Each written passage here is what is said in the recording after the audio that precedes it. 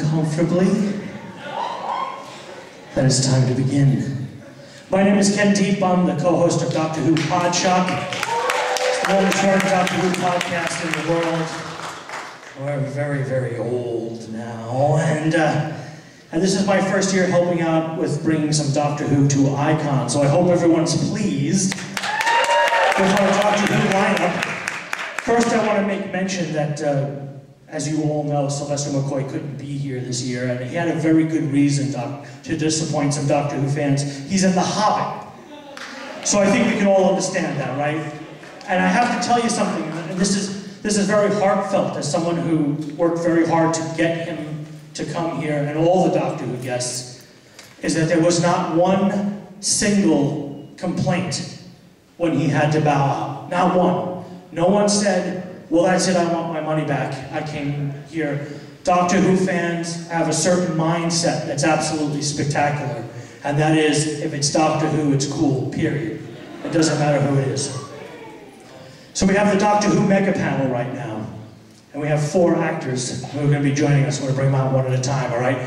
Let's give them a big New York Icon 31 welcome. The first gentleman you know is Mr. Crane. In Rise of the Cybermen and Age of Steel, Mr. Colin Spaull.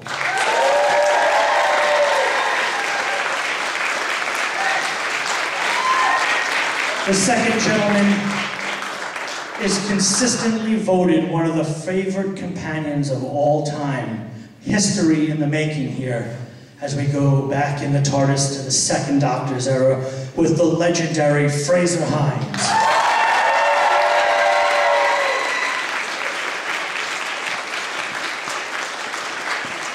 This next lady is very beautiful and an American, which is rare in Doctor Who. And she has the honor of being the one who kissed first. Please welcome Daphne Ashbrook.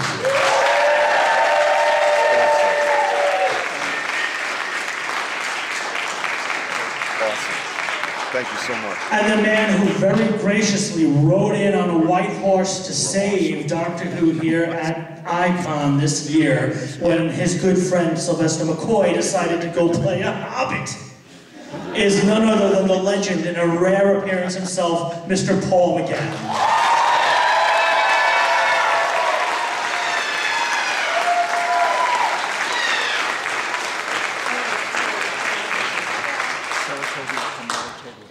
And it's time for a mega panel. Where to begin? White horse, eh? What do we talk about today? What's the topic of conversation? Who won the lottery? I want to know who won the lottery. Not me. They're still looking for the people, 3 tickets that won the lottery. Can you imagine having won the lottery and losing, or just not realising you won the lottery? I think we need to turn I put it in the shredder or something. Yeah. Everyone turn their pockets out now. Check. Just we never know, do you? You never know. If anyone's in this room that's won it, please share. Please raise your hands and I will be joining you very, very quickly. Yes, you're among friends here. Yes. We speak very highly of you. I've teased all the actors over the weekend that when they said, I wonder who won the lottery, I said, well, you'd have to take a pay cut now, wouldn't you? Yes. So we're all here celebrating something that we're on the eve of the 50th anniversary of Doctor Who. 50 years, half a century. Which is celebrated in the month of November. We're a little far away, we're about a year and a half away. Oh, that'll fly by. But already in anticipation for months now, you've been getting questioned left and right, you've been getting questioned left and right about coming back. But let's go around the horn here because you guys have all had a special, Doctor Who has a special place in your heart. Let's talk a little bit about what it means to you, each and individually, Colin. Well, it's quite strange actually, because when I was cast to play, the first Doctor Who I did was the classic series, which was called The Revelation of the Daleks with Colin Baker. It was, my agent said, go along, the BBC want to see you for Doctor Who, so I went on, and then a couple of days later, the agent said, you're going to be doing Doctor Who? I said, oh, great. Didn't know anything like this would come. Nothing. I still find it unbelievable that this has come out of that, just that one interview that I went for, and I don't. How has the welcome been in New York? Oh, fantastic. This is my first time in New York. It's only my second time at a convention in America. and it's magic. I just think you're just fantastic. I really, really admire you. Thank you. Frazer, what does Doctor Who mean to you? Well, same as you were saying, when I started it in '67, it was a children's TV show at 5:15 in the afternoon. He came off to the racing results and football results. It was just a kids show. And do you want to do 4 episodes of the Highlanders? Yeah, thank you very much. I didn't have to audition. Sean Sutton was the head of children's TV, and I worked a lot of my career for Sean Sutton, and he just wrote me in. And then, as you say, years later here, I've seen all parts of America and Australia and all parts of the world, which just started up for me, just a job, 5:15 on a Saturday afternoon, a kid's show. It must be amazing, no matter where you go in the world, you all have a special place. There's always someone there to help you out. There's a Doctor Who fan somewhere who knows exactly who you are, no matter where you go. I've been on holiday, and somebody tapped me on the shoulder, and he said, "Hello, excuse me, I am from Sweden." I said, "Oh yeah, having a nice holiday. I recognise your voice." Now you don't think you've got a distinctive voice, but I had my back to him in a restaurant in Tenerife of all places, and he said, "I recognise your voice. You're Frazer Hines from the Doctor Who." And you don't realise you've got a distinctive.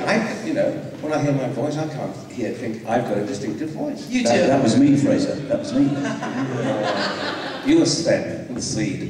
Now you must have an interesting perspective because you were in the show in the '60s. Tell me now, as time has passed, now what does Doctor Who mean to you? Does it mean something more? Have you, with everything that's happened now? Oh, it means conventions now. Because I did my first convention in 1984, when I went back to do the 2 Doctors with Patrick and Colin. They were going off to do Spirit of Light in Chicago for Norman Rubinstein, and they said, "You've got to have Norman, you've got to have Frazer, it'll be fun, it'll be fun." And I got the budget, I've got too much. No, you've got to have Frazer. So it was Colin Baker and Patrick Troughton that got me to do my first convention in Chicago, and from then on, it just snowballed, and we were talking in the car this morning, whenever you get out of a convention in America, you go, "Oh, great, great. Oh, I hope my agent doesn't ring up with a job. Because I want to come to America and do a convention." Yeah.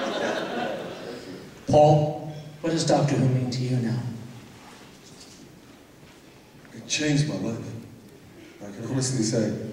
Which was really unexpected. When I was first approached to do it, I was reluctant, a bit skeptical, and I'm so glad now, after everything, that I agreed to do it and was persuaded to be in it, because it really has, it's changed my life. I've found lifelong friends, from it.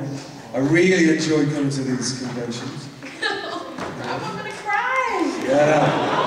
Oh, I have to stop. Go ahead. Yeah, keep talking. And it's been outstanding. It's been the one job I've done. I've worked as an actor now for 30 years and done lots of work, but it's the thing that it's the one that will endure, I think.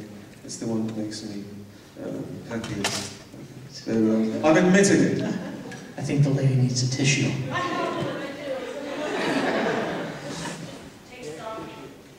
We'll give her a minute. I'll So that's what it means. It means a lot to me now. It means a great deal to me. Has your opinion changed since you first took the role as to what it means? At one point, was it just a part?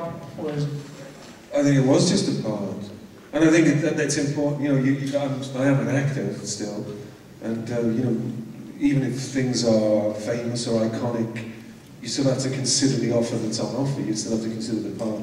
It's still a part to be played. So yeah, in that sense.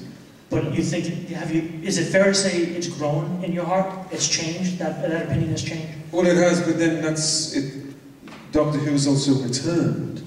When I was offered the role, there had been no Doctor Who, of course, for 5 or 6 years. So there's been this renaissance. There's been this new momentum, this new energy, which I think I keep saying it, but we were partly responsible for. So we feel gratified about. And now I can. And now this wouldn't have been inconceivable, but I think it's a thrill, like Frazer says, to come to America with Doctor Who is an especial thrill, because there was a time when you may not have been believed, or rather it was touch and go whether Doctor Who would ever really get a proper foothold in America, I think. But now, of course, it's well established. I'm glad for that. It's almost reached a point where it's no longer a cult. People are watching. I think it gave up cultishness long ago, didn't it? Yeah. Depends, of course. It's scary to call it mainstream. I don't want to call it mainstream. I'd have to. You resist. I resist the temptation. It's unique, isn't it? I mean, what, 50 years of mythology? You know, and the you know, the special elements that it possesses. There's nothing else, there's no other thing out there like it. But it's similar, there's nothing, you know, nothing that's able to, you know, regenerate, you know, carry on. 50 years from now we could be sitting here, you know, the thing could be 10 times bigger, but certainly, you know, 50 years from now, people will come after us and will still be celebrating this thing. Yeah. Yeah, and you know, whether you start, when I started from, I mean, I was skeptical about the role, playing the role. I wasn't skeptical about the role itself. But I've been hugely impressed since that. It's grown on you? It's really, really grown on me, yeah. Really grown on me. Immensely, and still growing. Daphne. Yes, sir. Question from the rest of the panel is, what does Doctor Who mean to you? Well, okay, Quick snog, I'm not quick snog, a yeah, quick quick snog, and the rest of my life is written. No, I have to say that, you know, I certainly didn't understand at all what I was getting myself into, and what I was going to be then privileged to be a part of. And I don't feel worthy at all, but I'm grateful, and it is like you feel like you do have a group of friends. I mean, who want to know what you think about stuff. All right, I mean, what? Okay. So it's wonderful, and it's a privilege and an honor, and I get to work with some fabulous people that make me laugh and make me cry. Okay, and so I feel very, very fortunate. And I've got Bobby here, who I met at the Peculiar Pub, and I know this little Heather really wants to say hi to you. Where's Heather? Heather, wait, excuse me, Andre, right next to you. What's your name? Faith, I'm sorry, Faith. Hi, Faith. Faith, you can come up and shake hands. You did? Okay. Because I promised I'd try to see if that could happen, but and see how kind she is? This beautiful family here who I've been hanging out with all day. So I just love you guys. I really do. So thanks. And it's family, isn't it, Doctor? You know, whenever you go to a convention, you'll see other companions and other doctors. It's nobody says, well, my doctor was better than you, my companion. It's all the companions. How are you doing? What are you doing next? And all the other doctors. You know, it's like a big Doctor Who family. It is. And so yeah, it's wonderful. Can I ask an unfair question? Can you reach into your heart and give me your favorite moment when you were working on Doctor Who? Each one of you. Let's start. We'll come this way, Daphne. Do you have a favorite moment? Oh, I put her on the spot. First.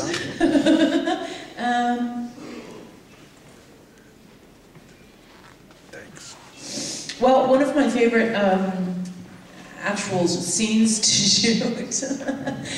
We were talking about this. We left the beginning part because we get to rehearse, and it was fabulous, and it felt, you know, deep and good. It felt solid. But I really love shooting the elevator scene. Because you were just so annoying. That can be. You know, I'm sitting there and I just get to be so annoyed. And we're both looking up at the number. I'm looking at the number, please get me to my floor on time. And this weirdo is like breathing down my neck. And so that was fun. Yeah. And I loved those scenes when we were absolutely in two totally separate worlds, and it was just fun. And those are the moments that I really had fun with you. So yeah, that's one of them. You know what, it was the bits, because they were all night shoots, you know. Oh yeah. 90% night shoots. You know, so we'd be there 2, 3, 4, 5 in the morning.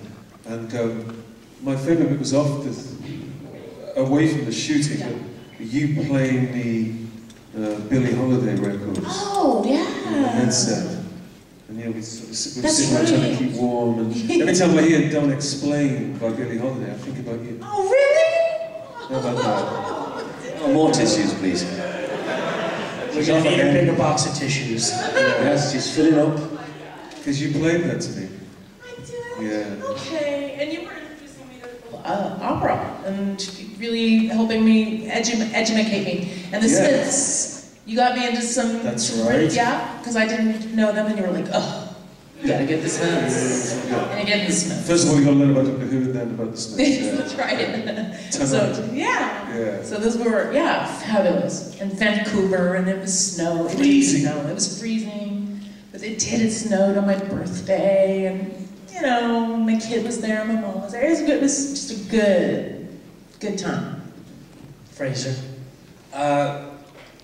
There's two moments. The first would have to be after we'd done all, in the Highlanders, we'd done all the pre-filming, where I'd waved goodbye to the TARDIS and it disappeared, and I was left with my laird and Hannah Gordon in French and Ponds, waved goodbye to the TARDIS. And about 3 weeks later, Innes Lloyd, the producer, ex-Navy man, came up, put his arms around me, and said, now they took down the corridor. He said, now Frazer, how do you fancy being in the old TARDIS as a crew member for a year or so? I said, no, what? How do you fancy being an old crew? He was an Navy man, an old crew member in the TARDIS. I said, I can't do this because I've waved goodbye to the TARDIS. No, we'll go down next week and we'll film you getting into the TARDIS this time. And so we went back to French and Ponds with Hannah Gordon and the laird and everything, and Polly and Ben and Patrick, and this time I got into the TARDIS and waved goodbye to them. So that was to me, that was just, you know, it's a job. You think, well, you do your job and that's it, and another 2 weeks and you're out of work. But suddenly, how do you know? Oh, that's a nice moment. I mean, of course, working with Patrick, I mean, you know, you've heard loads of stories. One lovely little story which I hadn't told this weekend. Patrick had a Rover car, and I saw in his motoring magazine you could get windscreen washers of the mannequin Pièce, which was a little boy in Belgium. It was a statue of a little naked boy peeing like that, see? And I saw these screen washers, silver screen washers. You pressed it, you know, across your windscreen. And I told Patrick, he said, no, there isn't. I said, I've lost the magazine now. No. On my way home, I stopped at traffic lights, and there in a car showroom was a second-hand Rover 2000, white, with on the bonnet 2 little silver boys. I drove in those days, I just drove in, how much for my car? He said, well, we'll give you 600 quid, how much for that? 800. I wrote a cheque, none of this PDIs and cheque. I bought the car, went to rehearsals the next day. Patrick, you know, don't start on all those stupid little boys peeing on windscreen. I said, you can get them, honestly. I said, I bet you 10 quid. Now, 10 quid is like £100 in those days. I bet you 10 quid. It's all right, you're honest, come out. Look at that, man. Good God, you're right. I said, I'll show you how they work. I opened the door, he went, what, is this your car? I said, yes. He said, you bought a car? I said, yeah, just to get a tenner off you, Patrick.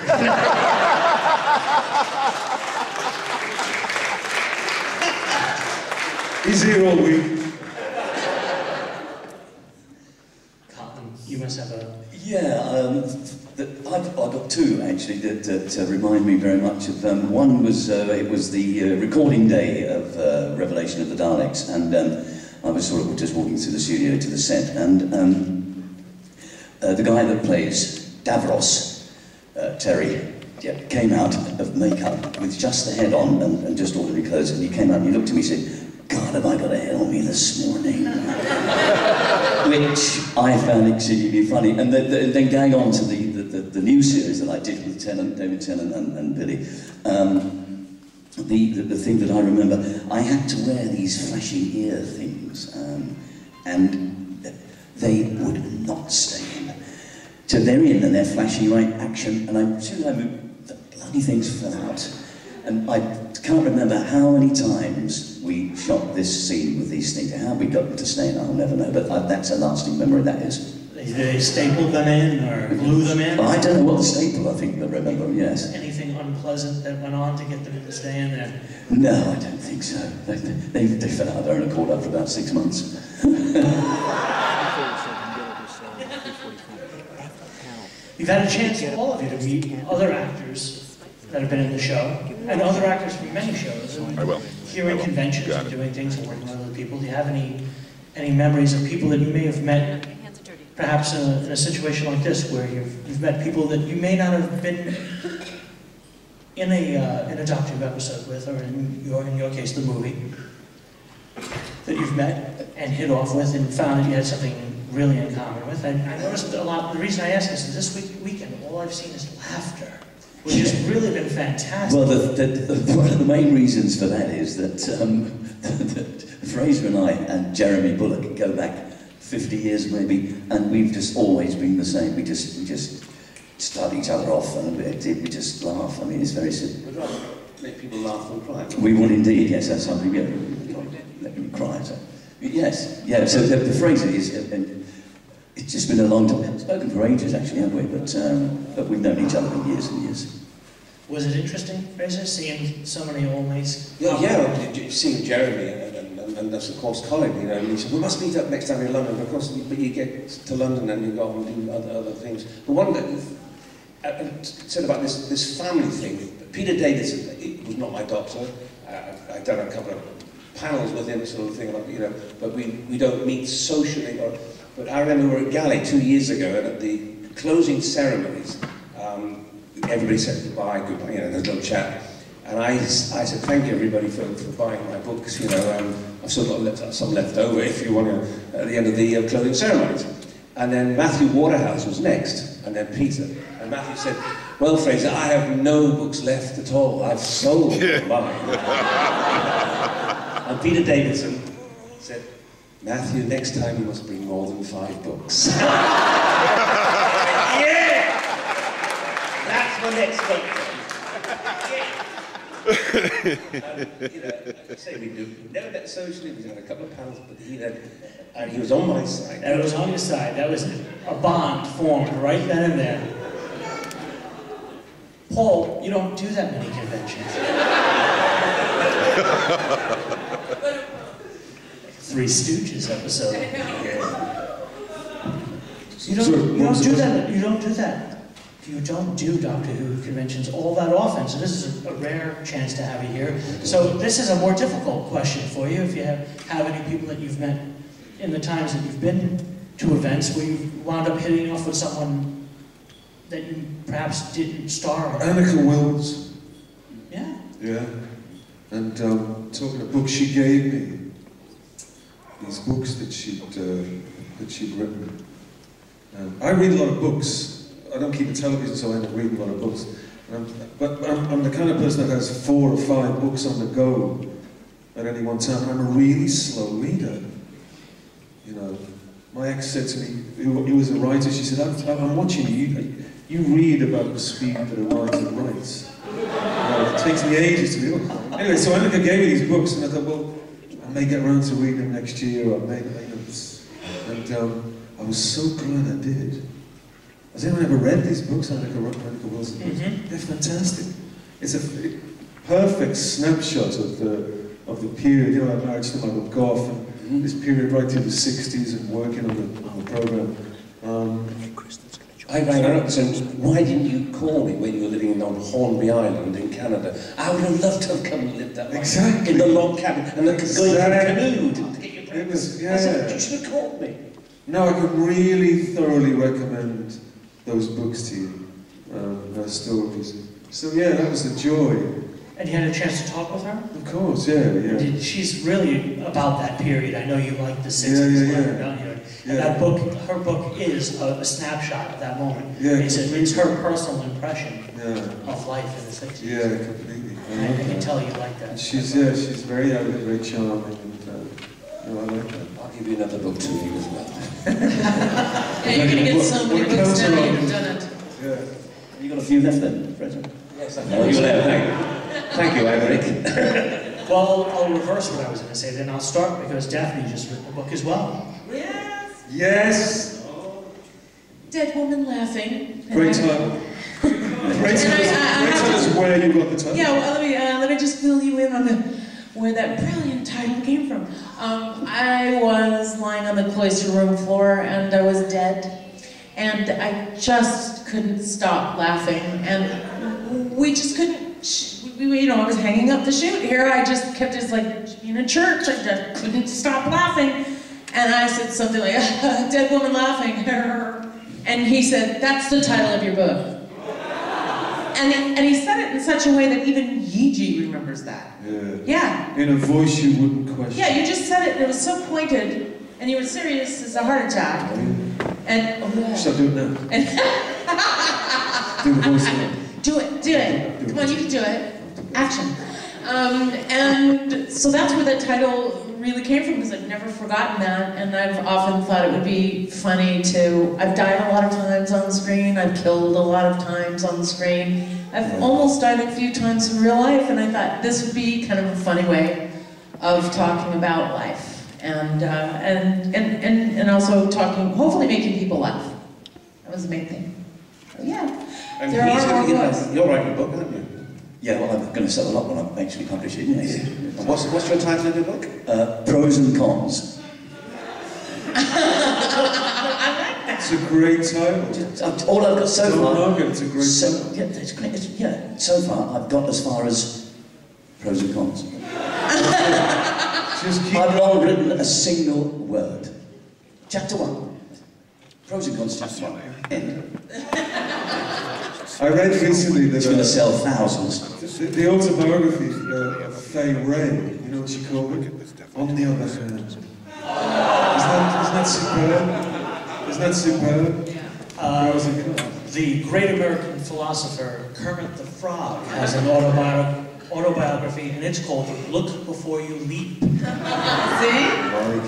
Clever titles for people's autobiographies. Now, before we come back with coming back this way, we have actually got your new friend amongst Doctor Who cast and crew that you met perhaps at a convention. When you've been Oh, you, Daph? My new friend? Well, first of all, I have to say, I call them lovingly the Marines, but they're really not. One was Marine, but they're both Coast Guard, and two turned into two of my favorite humans on the planet. And they're sitting back there, Jen and Mark. So, yeah, they make me cry all the time. Thanks, guys. No, I met them a while ago, and I just adore them. So, but let me see. Well, I have to say this one little story. I hope I didn't say this already to you all, but there was this little family that I met in Gallifrey at the Gallifrey convention last month, and their last name is Holloway. They had a daughter, and what do you think they named her? Grace. They named her Grace, and she's the cutest darn thing in the world, and she's got little ginger hair. She's a little ginger, yeah, and so I just thought, well, okay, I'm good, I'm done, I can die now. So, no, it's really cool. So that was one of a really cool moment for me. Were there tears? Oh, absolutely, are you kidding? The waterworks. I can't help it anymore, I don't know what's come over me. Big ol' sappy, ugh. Sorry. We've talked books, Paul. Do you have an autobiography? Why? I haven't lived long enough. Simple as that. Well, you can write more than one. Yeah. I know, remember when You can Ken write about Branagh wrote that the when he was 27 and he wrote his autobiography? Ken Branagh. Beginnings. Chatting on windows, you know. I think that's what put me off. Really? Anyway, I don't want to tell you my life story. We have some fascinating stories. We all do. I want to keep it to myself. You were in the wrong I'm guilty place. about most of it anyway. You were in the wrong place. Exactly. No, I don't think I will. All of us have other interests. All things that... Doctor Who is the thing that brings us together. Yes. Fans and Yeah. people up here on stage. But so many things we're not just one, we never work with kids and animals. There's a girl stealing the show. Yeah, she's adorable. I love this kid. With our different interests, little something that people may not know about you. Like I know that now that you're a car buff. So let's go around and find out. Is there a little something we might not know? I already know what yours is going to be, but I'll keep it quiet. So let's start with Colin. Colin, is there something people don't know about you? Some kind of interest, a passion? Skydiving, perhaps? Yes, skydiving without a parachute, that sort of thing. No, it's, yes, it is. I've just bought myself a boy toy, which is a motorbike. My wife thinks I'm an aging rocker, which is not far short, really. But yes, I love my motorbike, and English rugby and beer, not necessarily in that order. But yes, my bike, I think, at the moment... yeah, well, I'm afraid, yeah, the M3 does take a bit of punishment when I go up it in London, so, but I have to be careful. There's speed cameras everywhere, so I have to keep it under 150. Frazer. Yeah, I've got two interests. One, I've got a record label in Australia called Redless Records, and my nephew and I run between us, and we've got quite a few artists signed up. Electric Empire is a great soul group, they're at number 4 in the charts. That's good fun. And then I've got a horse breeding company as well in England. And you, The Renaissance man. Yeah.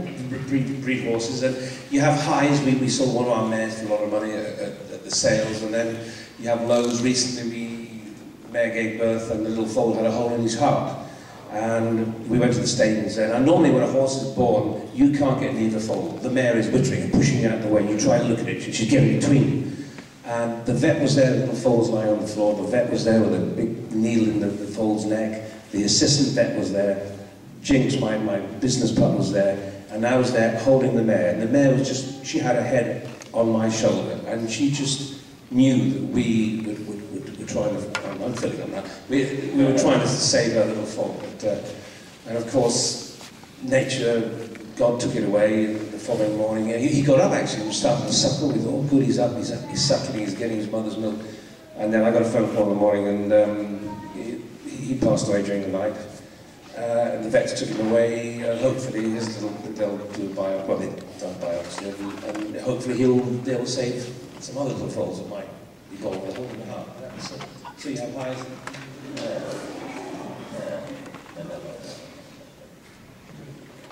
Follow that. Follow that. Daphne, you've got a tissue, please.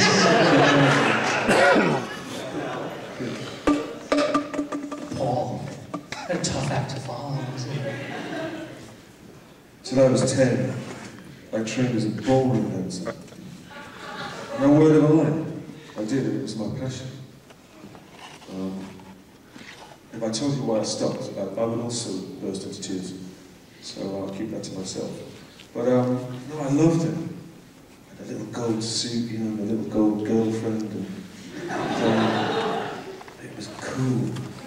And I kind of miss it. Yeah. You can go back, you can do it. No, I don't want to do that. That's too cheesy, isn't it? This is proper ballroom dancing. And my parents met on a ballroom floor, you know, years ago. And it was always impressed on me. That's how you meet the girls. That's how to live your life. And so I was taught to ballroom dance. What else can I tell you? When I'm not working, or when I'm not driving around cars, which I love, I walk across the battlefields of Europe.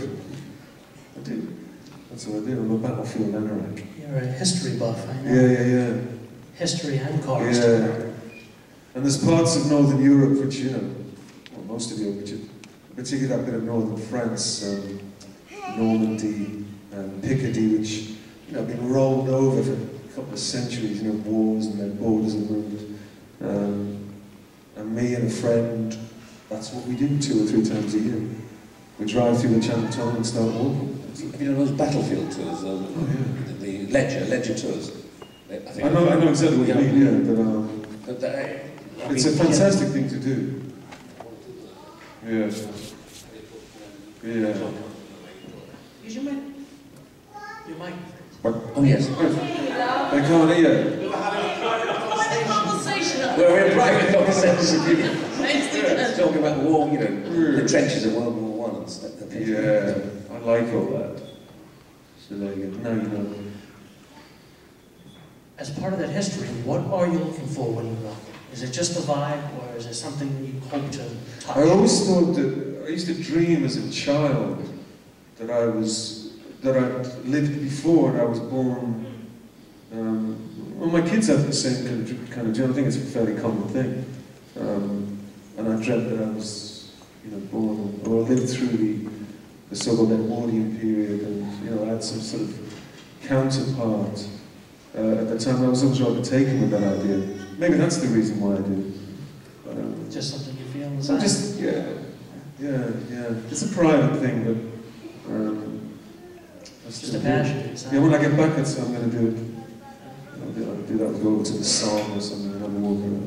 And silent films, I hear too. Silent films. I'm a freak of silent films. In fact, I'm back in America in July at the San Francisco Silent Film Festival, doing a performance there. of a film called South, and I urge you to see it if you can. When the polar explorer Ernest Shackleton attempted to cross the continent in 1914, he took an Australian film cameraman with him, and the film that they made of the expedition. Bearing in mind, these guys were lost for 2 years, given up for dead, and they walked out they managed to make it to South Georgia, walked out of the mountains 2 years later. Yeah, with this film intact. And the film is called South, and it's a masterpiece.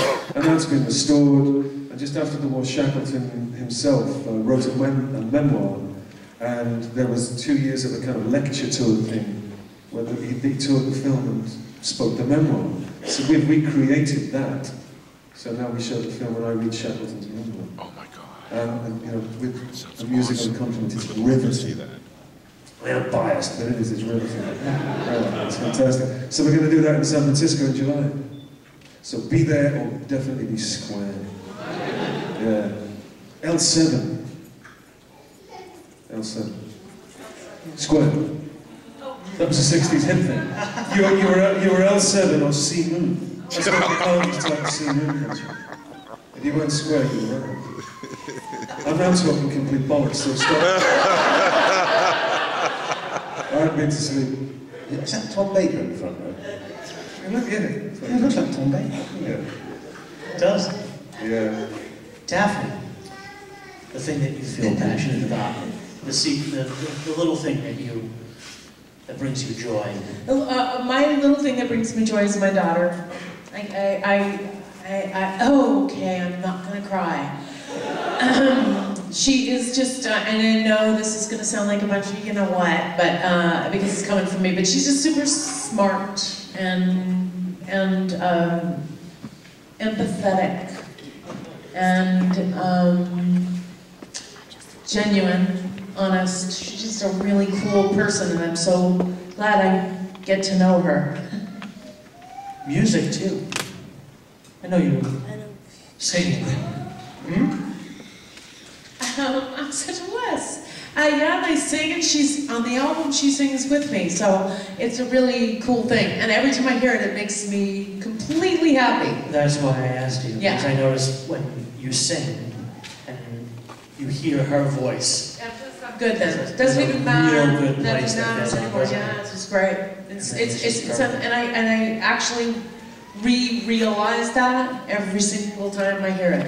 And I'm thinking, this actually, I made her do it, because she didn't get me a birthday present. I know that sounds awful, but she just hadn't gotten me a present yet. And I said, okay, well now I know what you're getting me, because you're going to sing back up on my album. And so she had to do it, and she really didn't want to. She was in the rehearsals for a play, and she was exhausted. So she did this thing, and you know what? This is like a way bigger gift than I ever understood.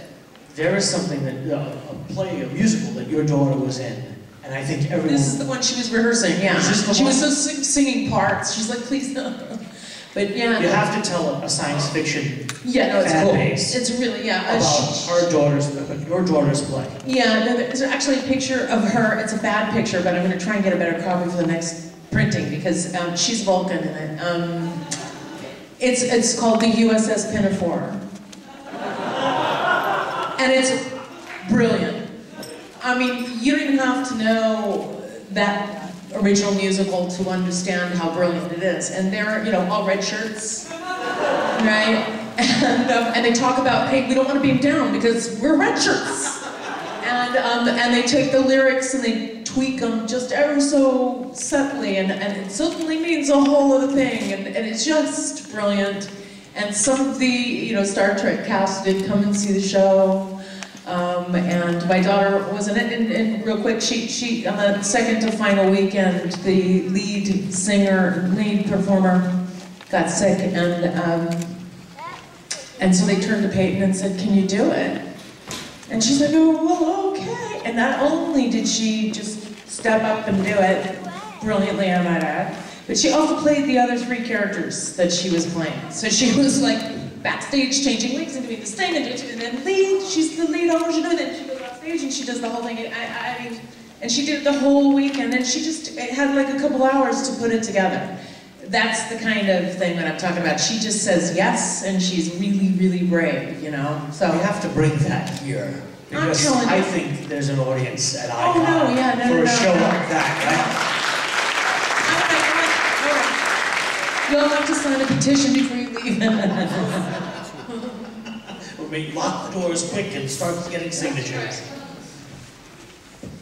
I think it's owned by the people who run the Crown City Theater in LA, so if you want to go to their website, you could definitely bug them. That would be fantastic. Yeah. Let's go around and get some funny moments. I have a couple of jokers here, so I have to bring them in. Some guys who are funny. They're just funny people. I watched you laughing all weekend. So, No pressure. no pressure. So, say something funny. Well, no, we're all Tell a joke. About working. Experiences in working, in acting.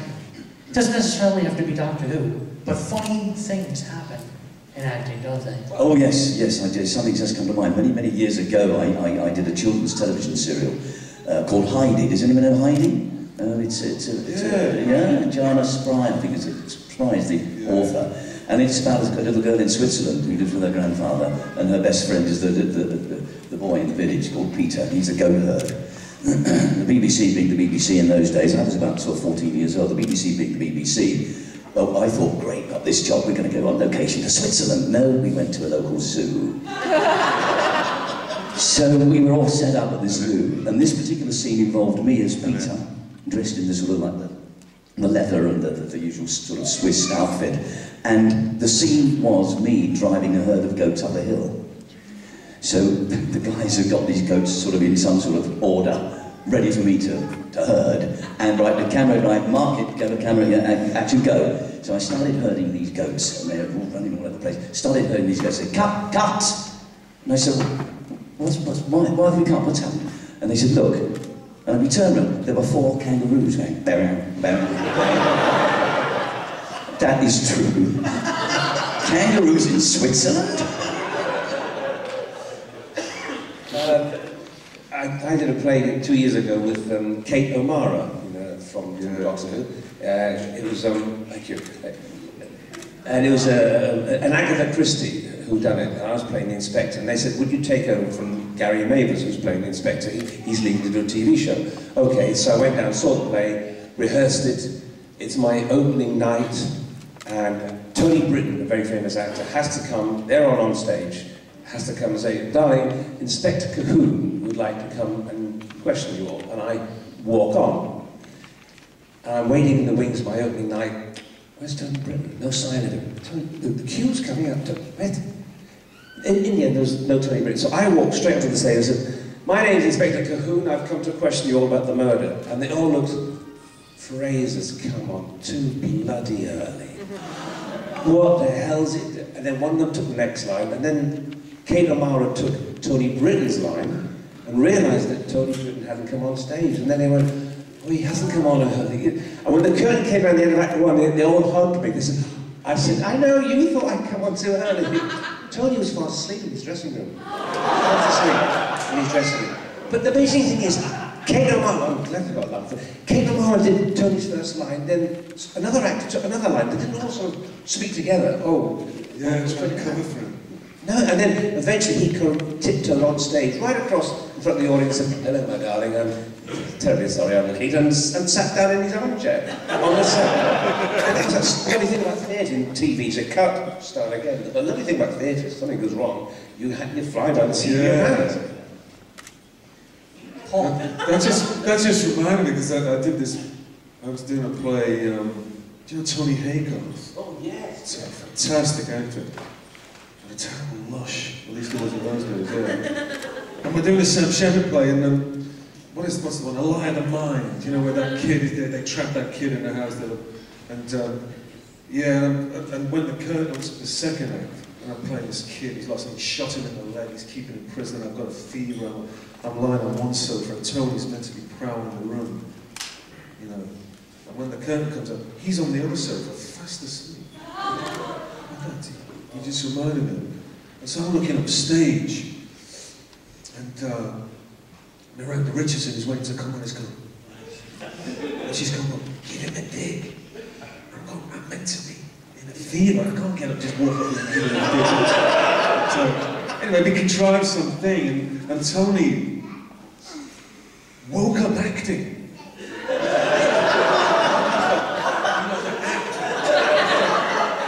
In every direction, just woke up acting. In this probably flawless American accent, we were all playing Americans.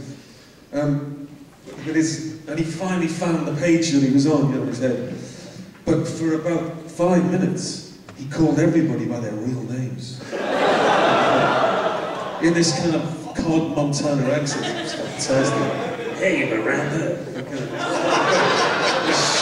And he was riveting. Really. Riveting is definitely one word. Yeah. Totally. You know, okay. I got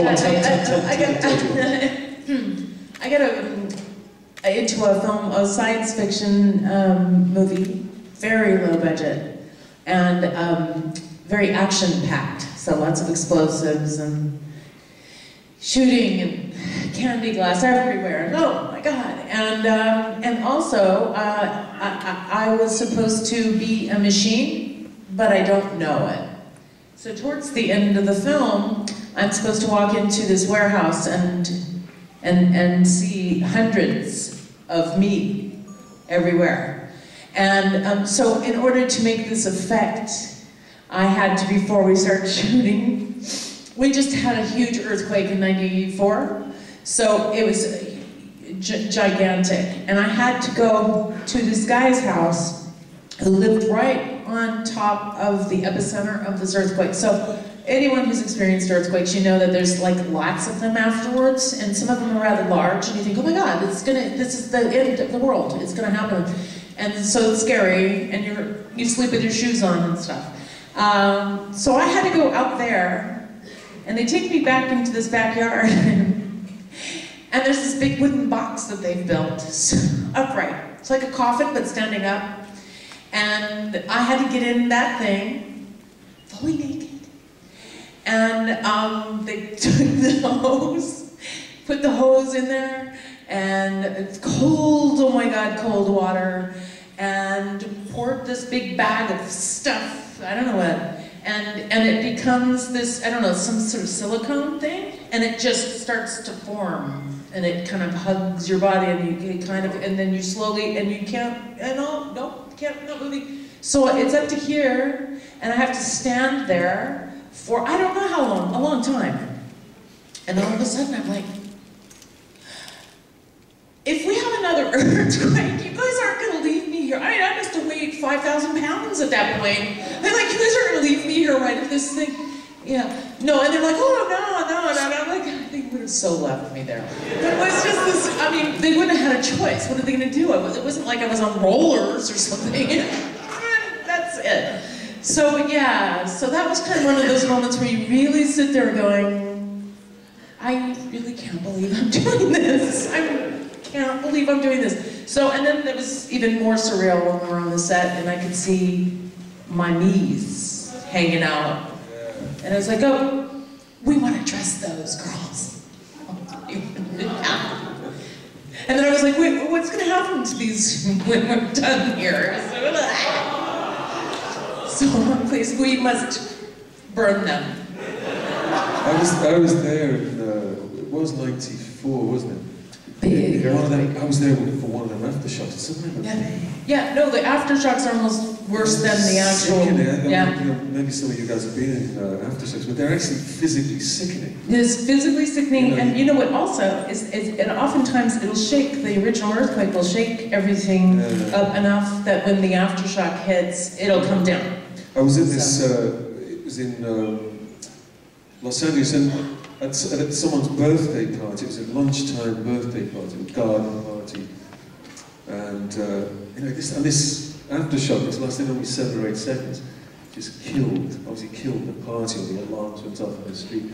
I'd gone to the bathroom, this thing happened in the house started to shake. Oh. I don't remember leaving. That's actually this one bad. of the safer places. Yeah, but I didn't know that. Yeah, no. I was out of there like a shit. I just remember thinking, I don't want to be the guy The dying in the bathroom. with his penis in his hand. I don't want to be the guy they find in the rubble. Yeah. I don't even remember leaving. I was like, I'm in the garden. Car alarms are going off. Yeah. The place is doing Yeah, no, this. it rolls. I mean, Yeah. some of them, they're not all like that though. Some of them hit like that. Yeah. And it's just like, what the hell? Yeah. Very freaky. They're scary. And when you go to Los Angeles and you try and get an agent, you go to these swanky agents, you know, they show you around the building, they introduce you to everybody, and then they take you down to the basement to show you the rollers. They do? Yeah. As if They never did with me. Stick with me, kid. Yeah. I'm going to throw out a name to each one of you and give you some What is this thoughts. word association? Yeah, a little word Oh, association. no. Okay. It's the kind of thing we're doing. That's when you're supposed to be functioning fully and stuff up here, and I'm certainly not. You have Go to. ahead. Go ahead. No, have Okay, I'll to. make it fun for you.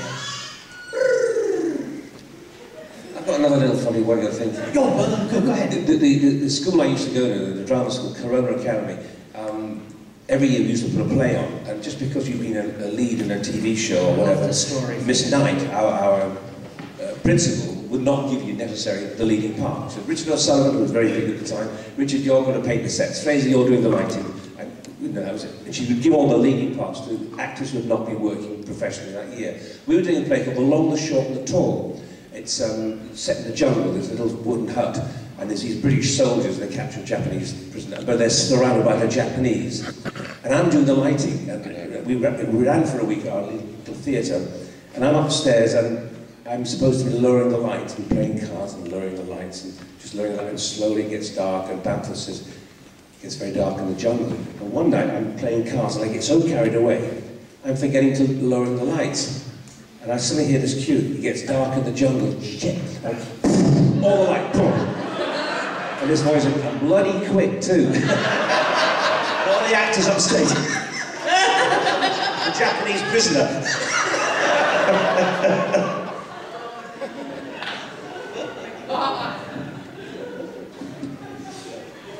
That one was one that Barry brought out, didn't he? Your friend Barry.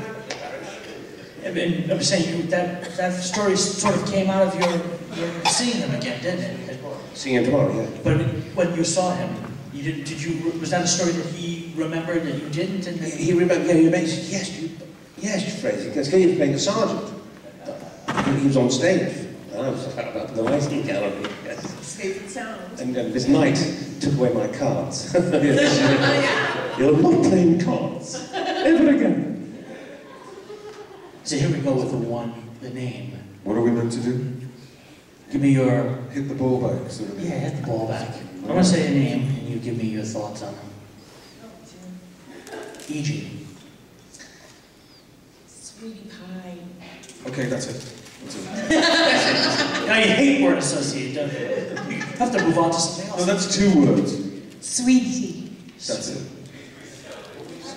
No, he doesn't want to play word association, so we're gonna move on to something else. We'll skip that. Oh, come on, let's So do I it. was the only one who had to do it? Yeah, come on, you've started now. Let's do Now you all have Yeah, to you do at started least now. one more. it. This is very revealing. It is. It can be Yeah. fun. It could come up with something good. Don't pretend you haven't prepared this. You've got 5 minutes.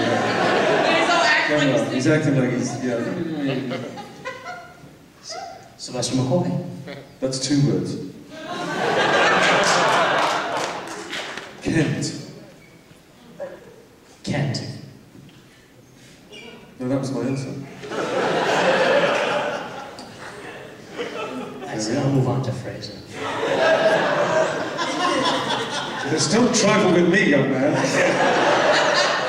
There can only be one winner. They're gonna throw down right now. Cage match. Patrick. Trout. Is it too easy? I'm getting nothing. Nothing. I'm the only one who played the game right. I'm just gonna say right now, I win so far. The only one playing right the rules. You guys are totally cheating. You can't just last name. your word? I didn't hear it. Sweetie. No, but what did you Yeah. Eugene Silver, who was in our Our show. co-star. keep up? All right. Yeah, what's coming up for me? Right. Graham. Harper.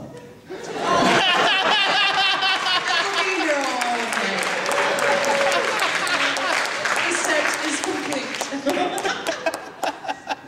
Is there another interviewer that wants to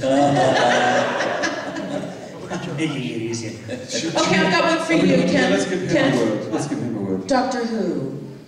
Dreams. Nice. Okay, see, you played. I Nice. said it to Paul last night, didn't I? I said that each one of you, and every actor, producer, writer, director, creative person in any way that participates in Doctor Who or Star Trek or any science fiction, they take our dreams with them. The same way the astronauts did in the 60s and 70s, didn't they? Yeah. We put so much pressure on them not to go, but to carry us with them. Yeah. That really was what it's all about. Yeah, The that's it. exploration is half of it. The other half was the human condition, us witnessing the human condition moving forward. And science fiction is the inspiration to do that. We'd The already inspiration. been on the moon then. Patrick, me and Colin, we'd been on the moon, we'd already floated. You had. We didn't want the You've moon been- landing until we'd been there. You've We'd been been there. dying.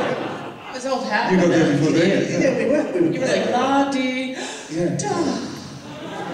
We had those space helmets, and it's the minute you bolted into something, you want to scratch your nose. Don't Oh, you? isn't that The true? minute you can't Yeah, focus. there's something in your eye, Yeah. you know, and you're like, And oh. or they'd fog up, and Yeah. You need a wee. Yeah. It's not your helmet, no. It's not your space helmet. I love that conspiracy theory that Stanley Kubrick shot the moon landings in Bray Studio. Why Capricorn so well. Was it Capricorn 1? Okay. No, but he actually, you know, those conspiracists that reckon that they never went to the moon. It was Kubrick that shot it in England. Fantastic, isn't it? Why? In the middle of the Cold War, in the middle of a space race, they couldn't wait to march Colonel Powers out when they shot him down, right? Yeah. The Russians? Yeah. If we faked it, wouldn't they have loved to just rat us out? And they were watching. Yeah. If we weren't going, Maybe they were in on it too. I feel the same way. terror in the theater. I have to recommend one of my favorite films of all time called The Dish. Anyone? Sam Neill. It's absolutely brilliant, and it's about this. It's sort of. I mean, it's what really happened in Australia. They had to use the Australian dish in the middle of the sheep paddock to actually, witness the walking on the moon, because they had gotten to, the Earth had turned, and so they had to go there. And there's these like 3 guys, and they're like, oh crap, and it's hilarious, and the soundtrack is brilliant, and the costumes are so right on, and it's just delightful. I could watch that film every single day. I love it. You should see it. It's great. Anyway, had to. No, that's Done of Advert. No more. We've kind of twisted off, but this is a science, fact, fantasy, and fiction convention. The exploration of ideas is what it's all about while we're sitting here. So There's some people that I've read a long time ago that think the only reason we actually got to the moon and actually made that happen was because the entire world was watching together, all of us together watching and hoping and pushing. the dreams were They pushing think it. that's The why it ideas were actually pushing it. worked. Isn't that funny? Hopefully a little mathematics, engineering, and Yeah, a little bit of science. science. A little science too. What's about the Irish were going to send a rocket to the moon? They said, but you'll go by the sun, you'll melt. I said, no, we're going to go up at night time. No, we're landing on the dark Oh, side. hang on. He's coming. I was just testing the mic. I got very lucky today because normally Frazer goes and said things like, Mike, okay. Would you, hold your finger out and just, what are you, Nancy Boy? I have practiced that. I'm saying, We're here to do the We should do a whole movie like that. Audience, what I'm saying. well, as we wrap up our talk today, and as we start to draw to a close at Icon 31. We're going to gather in very closely for this next thing, and I need the video cameras and stills out. So this is a little heads up. We've got a sort of 2-minute warning on this, as I'm going to come in here to my briefcase. Everybody gather in real close. Gather around Paul, if you would. Do we have to close our eyes or something? No. Gather in close. Colin, Frazer,